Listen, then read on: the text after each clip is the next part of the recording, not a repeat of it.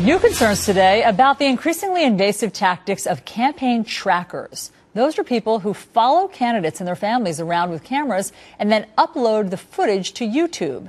And now dozens of House members are fed up with this practice. They say it borders on stalking. The Democratic Congressional Campaign Committee reportedly stands by this practice, saying it hopes the footage will be used in TV ads this fall, while the National Republican Congressional Committee has banned this activity. Illinois Congressman Randall Hultgren is one of the lawmakers who signed a bill to stop the trackers. So, Congressman, thanks so much for being here. Is comparing this to stalking overstating the case? I don't think it is, Allison. It really, we know what we're getting into when candidates run for office. We know we're going to be asked a lot of questions, put in difficult situations, but we didn't expect that our families would be put in this uncomfortable spot or our neighbors be put in this uncomfortable spot.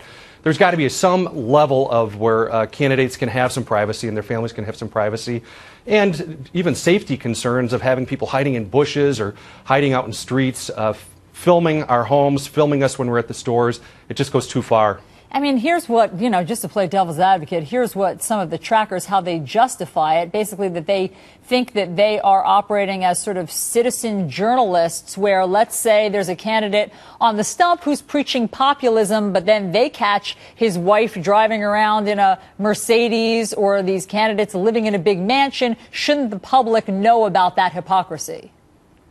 Well, again, they can ask candidates questions, but the problem is they're threatening, or at least appearing to be threatening, standing in the street out in front of homes, again, hiding in bushes, watching people as they go to the store. This is just, again, it's invasive. It does not address the issues. If they have an issue, ask it at a debate. Ask it when they're in a news interview, something like that. I think that's appropriate, and the candidates expect being asked those questions to make sure that what we're saying is actually what we're doing, that we are being accountable that way. But I think it goes much too far with what the trackers have been doing. We saw it in our own race a couple of years ago, not to the extent even now that we're seeing. So it's getting worse. And now is the time for both parties to step up. What I've signed is a letter.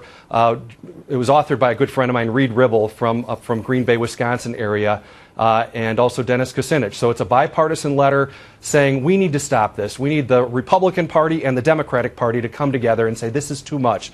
We can ask questions of each other when we've got those questions, but let's make sure that we protect our families, protect some level of privacy, and not have this intrusive nature where the campaign completely takes over our lives, but also our family lives as well. You sent this letter, and as you said, it's bipartisan, to the DCCC chair, Steve Israel. What do you want them to do to get people to stop it? How can you, nowadays everybody has an iPhone. How can you get people to stop doing this?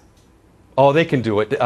Someone's paying these people to do this. So you pretty much say, if you're doing this, we're not going to pay you.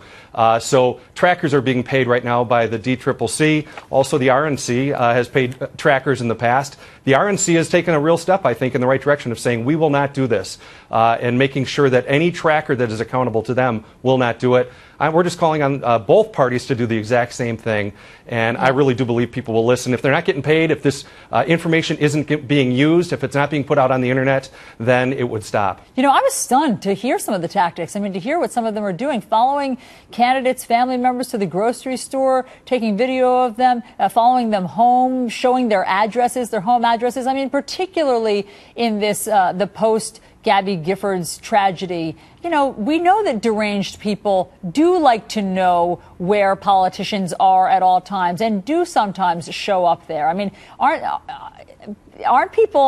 don't people have some sort of responsibility to protect the safety of others?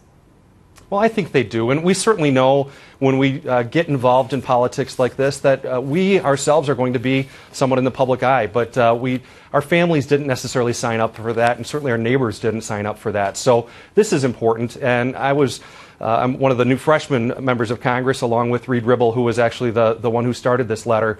But many freshmen have signed on, along with those who have been there for many years, of just seeing how this has gone too far. But I got to meet Gabby Gifford right after we had gotten sworn in, and that was just a couple days later, the horrible tragedy in Arizona of the shooting there. So it is a new level of responsibility that we have of making good choices, of saying, you know what, we can go too far, and we've got to make sure that stops however we can do it. Let's police ourselves and make sure that this doesn't happen. There you go. Congressman Randall Hultgren, thanks so much for coming in and explaining all this. Thanks, Allison. Good to be with you. All right, new details today in the disturbing